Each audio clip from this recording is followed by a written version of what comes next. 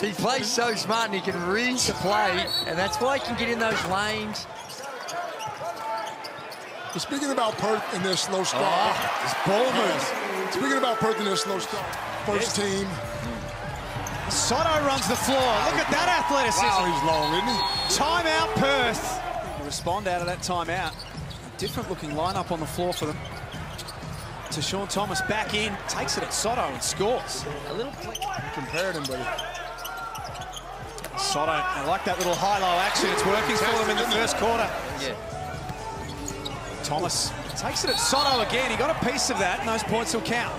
Play deep. 36ers lead by 2. Nice look on the outside for Cleveland. Knocks it down as well. Hard show. You've got to dig at that ball, make that pass out of it a lot tougher. Nice little touch. Good balling Sotto. This is a really good first quarter performance from the Adelaide 36ers. Don't worry about that. 100% electric. None of that sort of hybrid stuff. Thomas just playing bully ball. On a show. Sotto at the other end. But keeping people in front. Oh, wow. Oh, wow.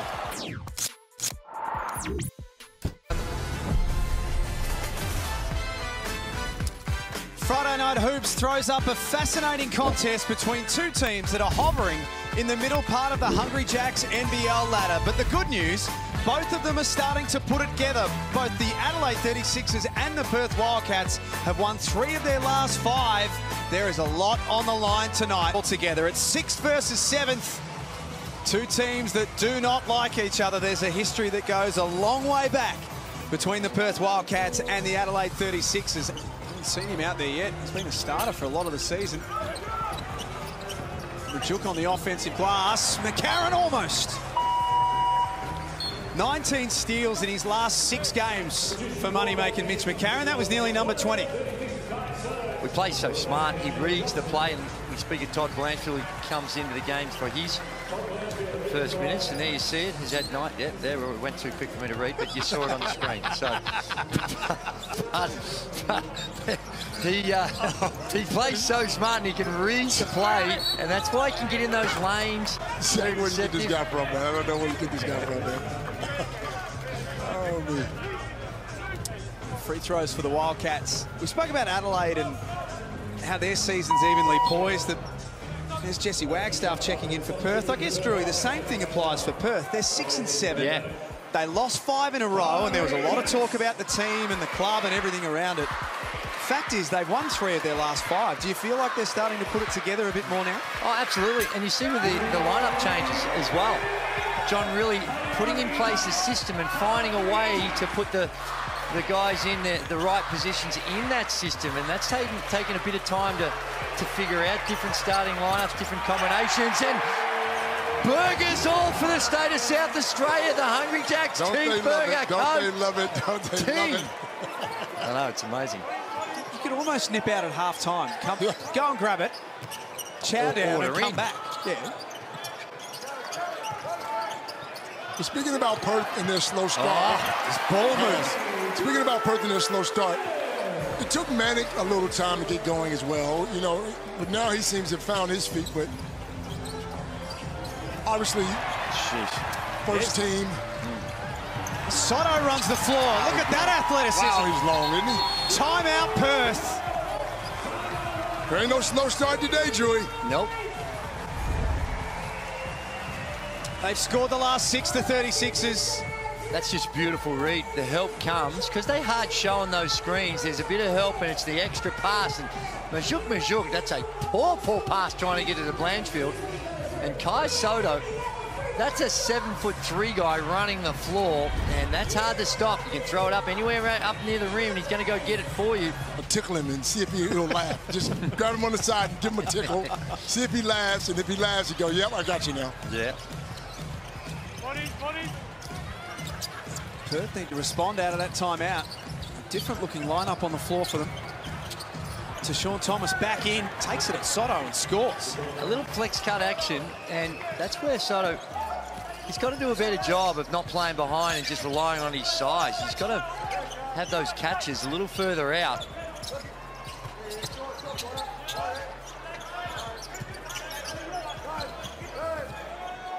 Drimmick guarded by Cotton with a hand in the face. Long three is no good, and it rolls out of play. Another thing about DJ is he originally took the college route, went to University of Pepperdine, only went there for one season, and you always wonder, well, I wonder if things might have been a little bit different for him if he didn't. He had an unbelievable career, and I'm sure he wouldn't change himself much, but just a little bit more time with his skill sets, his size, and the way the game has evolved at the next level. You never know. You just never know what might have been.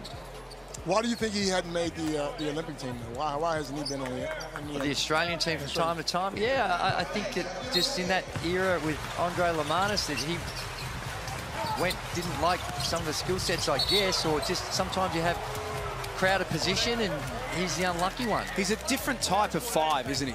Chris Anstey spoke about that during the week on NBL.com.au and said that he's not your traditional physical bang crash centre.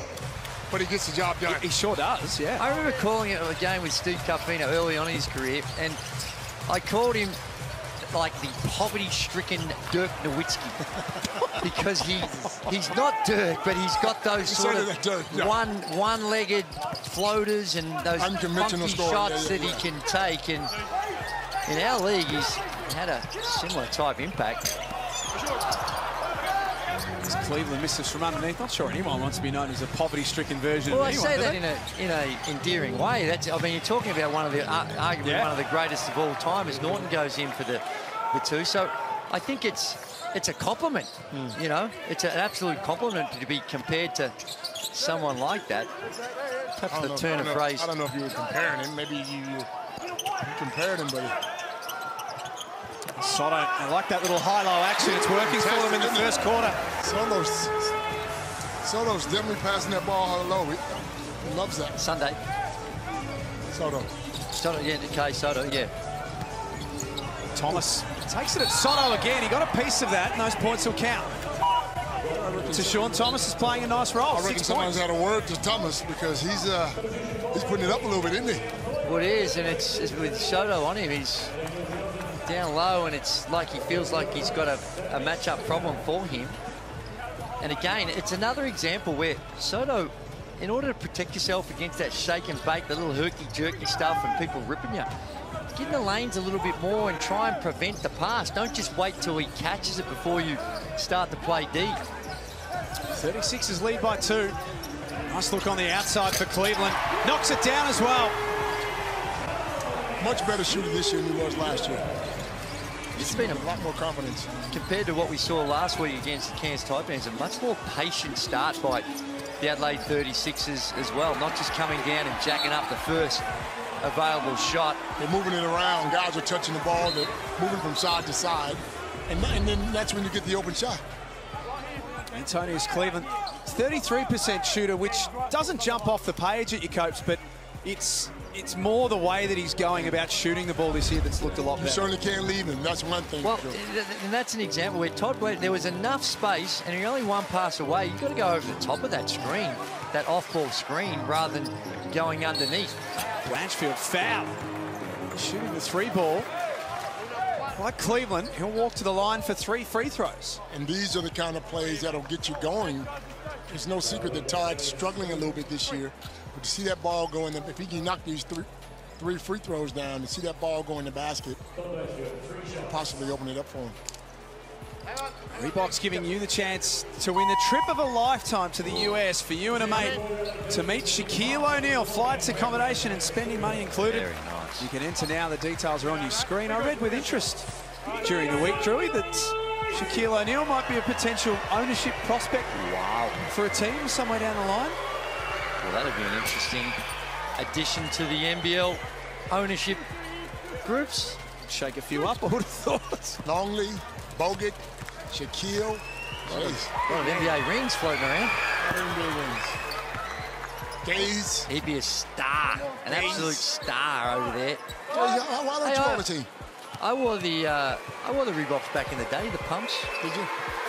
They make you jump? Before I transitioned to the Gazies. Did you wear them in Geelong that day?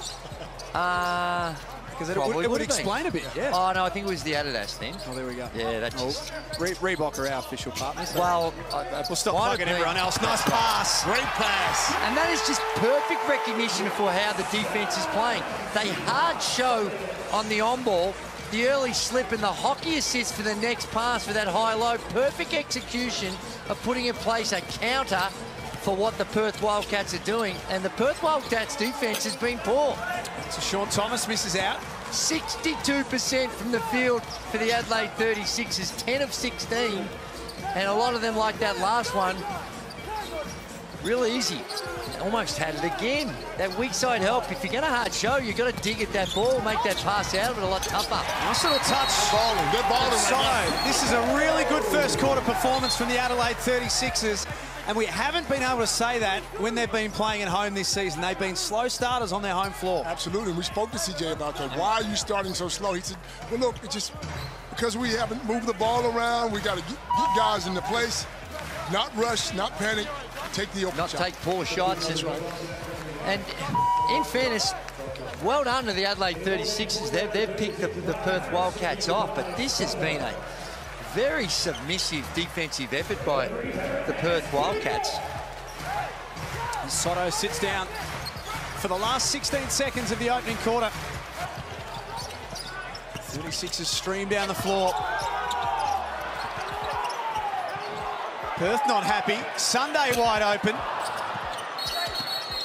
That's long, and Mitch Norton stayed down, and while I'm not sure that's where you want to cop one. No, sir. Well, I'm a little bit more concerned because you get that stinger, but was he grabbing his groin area or the testicular area? A little more central, I would have thought. Right, let's have a look. Yeah, of course, yeah, but he's right underneath the basket. Oh, yeah, right hand. Straight to the orchestra stalls. That's what that was all about. That's as good a rhyming slang as you... It's like having ostentatious in commentary, isn't it? Here it is down low. Look at Frank. Bang. Just trying to get it up to get two hands on the ball and the basketball. Oh, he got two hands on the ball, though. No. Oh. Might be funny to us, but let me tell you, bro, it ain't funny to him. No, sir. I don't think there's much that the Perth doctor can do for Mitch there. No. Oh, well. He comes out. Adelaide inbound from the side with 14 on the clock. Cleveland's been very quiet this game, hasn't he? Speaking of Cleveland, there we go.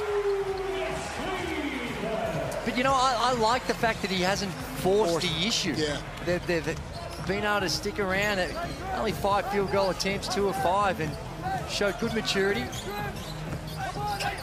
Michael Harris back out there for the Wildcats. They all fought with each other, Trimmick and Harris and Sotto, and in the end they knocked it out of bounds. All right, not a bad problem to have when you got guys going to the glass like that. Well, that's right. You're disappointed, but you're encouraged by the fact that it's your own two that showing that desperation to get after it. Adelaide +5 in the rebound count tonight.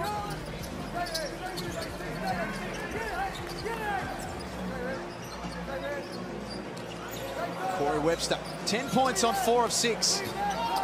Off the back of a season-high night last week against New Zealand. Webster's been caught for a hook.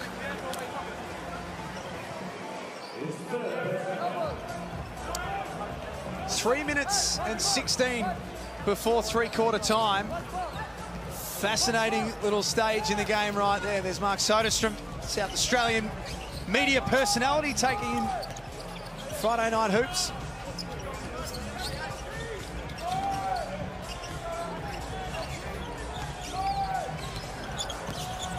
Drimmick with 5 on the clock. Charge, I think. Goes barreling in to Webster, and those points won't count. Drimmick thinks it was a flop. I think it was good deep. He was in the lane. Oh, exactly the same situation. And there it is. You see him come across. Hits him right. Square in the middle. Pretty good D to me. It felt like a log, didn't it?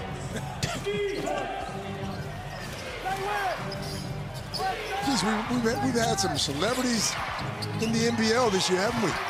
Hottest ticket in town. Must be putting on a great show. Hottest ticket in town. And there they go back to just a simple flex cut. We saw that earlier on. Just move Sotto around a little bit on those screens, and another easy two to Thomas. And Drummock's on a mission to get to the rim.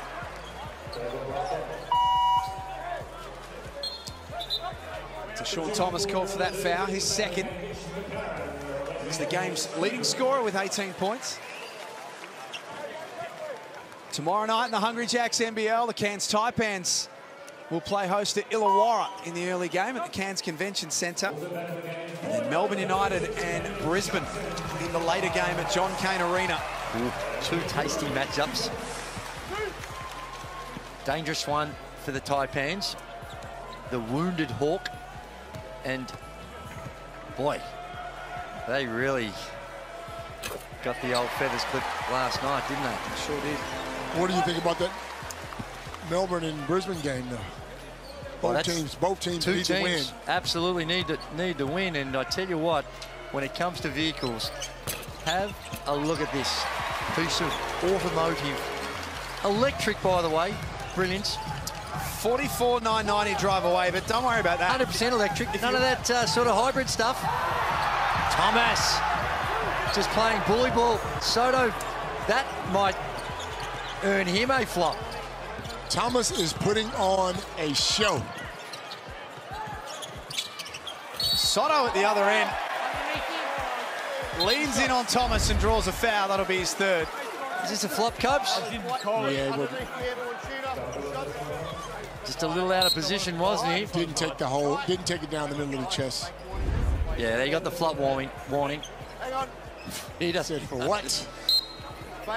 The big fella might have just been a little off balance and was on his way down even before he got hit. So he may not even... Well, I think he did intentionally do it. I'm trying to give him the benefit of the doubt, but... 13 points last week in their loss to Sydney. Kai Sotto was probably one of their shining lights on what was a pretty tough day for them. Second season here in the Hungry Jacks NBL. What does he need to do to get to the NBA? Get stronger. You see how in this game here, they've been picking on him. Down on the defensive end, he's good when he's the weak side helper, when he's there to protect the rim. But keeping people in front. Oh, wow. Oh, wow. Cotton with the and one. Just when I said he was good on the weak side help, just wasn't quite quick enough. But that's normally where he can, with his size, he can protect the rim. They're just too late. Both of them. And they won 4 of their last 6, the Wildcats. For all the negativity about how they were going, this looks more like the Perth Wildcats team that we've come to know and love. Winners away, 98-90 over the Adelaide 36ers. Thank you for watching. Kung nagustuhan mo ang video na ito ay mag-subscribe ka na sa ating channel. Paki-follow na rin ang ating Facebook page, Utak Pilipinas. Again, this is D Sports TV. Paalam.